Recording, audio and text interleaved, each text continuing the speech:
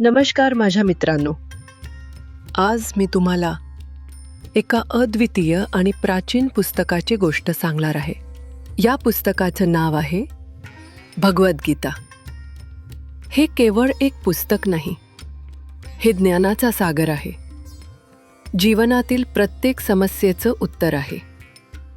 भगवद्गीता आपल्याला नुसतं धर्म आणि कर्तव्याचं महत्त्व शिकवत नाही, तर संकटांमध्ये योग्य निर्णय घेण्याची ताकदही देते. ती फक्त अर्जुनासाठी नाही, तर प्रत्येकासाठी आहे, ज्याला कधी गोंधळ, शंका किंवा कठीण प्रसंगांना सामोरं जावं लागतं.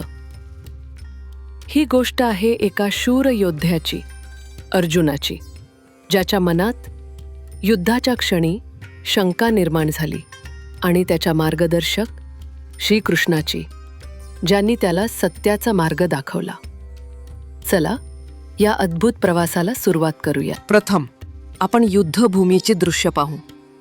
ही होती कुरुक्षेत्राची रणभूमी, जिथे एक प्रचंड युद्ध होणार होतं. अंध राजा धृतराष्ट्र, ज्याला स्वतःचं राज्य आणि मुलांची चिंता होती, आपल्या मंत्री संजयाला विचारतो, संजया, धर्मभूमी कुरुक्षेत्रावर माझे पुत्र आणि पांडुपुत्र एकत्र आले आहेत. ते काय करत आहेत? संजय, ज्याला दिव्य दृष्टी लाभली होती, तो उत्तर देतो, महाराज, युद्धभूमीवर दोन्ही बाजूंची सैन्य सज्ज झाली आहेत. एका बाजूला आहेत पांडव आणि त्यांचे शूरवीर, आणि दुसऱ्या बाजूला आहेत कौरव, तुमचे पुत्र आणि त्यांच्या समर्थकांची मोठी फौज. संजय पुढे सांगतो, दुर्योधन युद्धासाठी सज्ज झाला आहे.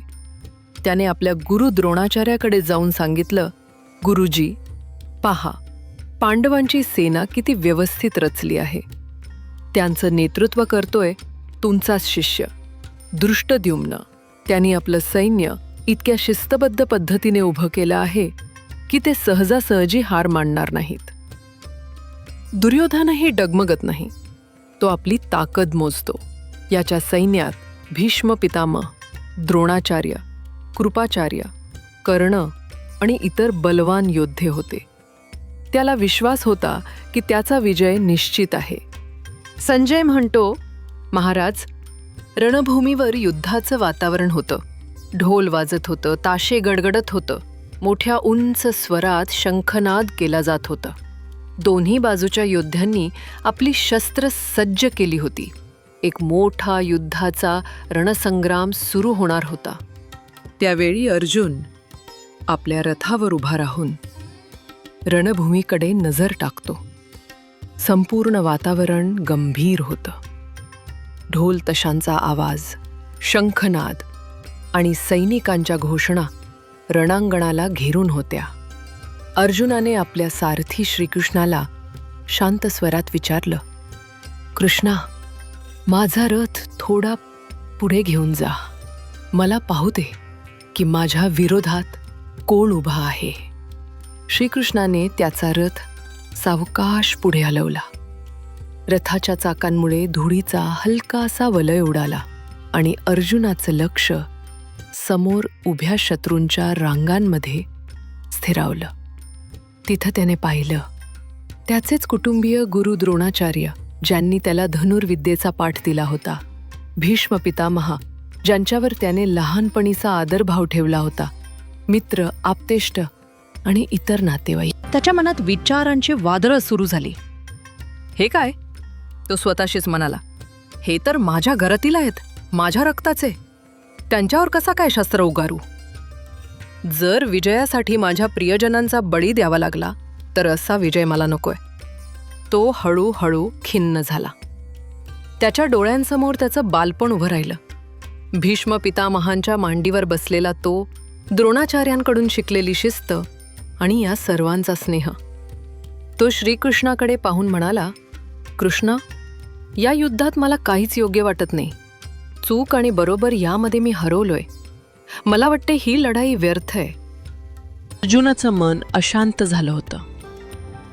त्याचा हात थरथरू लागले, तळहात ओलसर झाले आणि गांडीव धनुष्य गळून पडलं. त्याला रणांगणात उभं राहण्यासाठीही ताकद उरली नव्हती. तो विव्हळ स्वरात म्हणाला, कृष्णा, माझ्या अंगातली सगळी ऊर्जा संपली आहे. या युद्धाचा विचार करणंही मला असह्य होतंय. मला माझ्या गुरूंवर, आप्तेष्टांवर आणि माझ्या मित्रांवर शस्त्र उगारावं लागेल हे मला मान्य नाही. जर हे केलं तर त्यांचं जीवन नष्ट होईल. त्याचं काय अपराध आहे? मुप्तो आणखी म्हणाला, या युद्धात सहभागी होणं मला चुकीचं वाटतं. मी नाही लढू शकणार. कृपा करून मला सांग, मी काय करावं? हा गोंधळ संपवण्यासाठी मला मार्ग दाखव.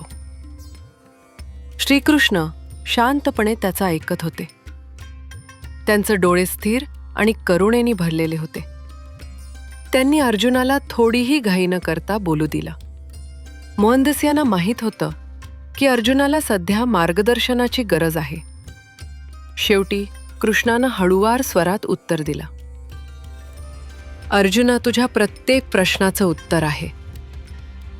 तुझं मन सध्या गोंधळलेलं आहे, पण सत्याचा प्रकाश तुला लवकरच दिसेल. मी तुझ्या शंकांना दूर करीन आणि तुला योग्य मार्ग दाखवेन.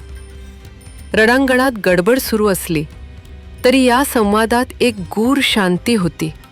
हे क्षण पुढील महान शिक्षणाची पायाभरणी करत होते.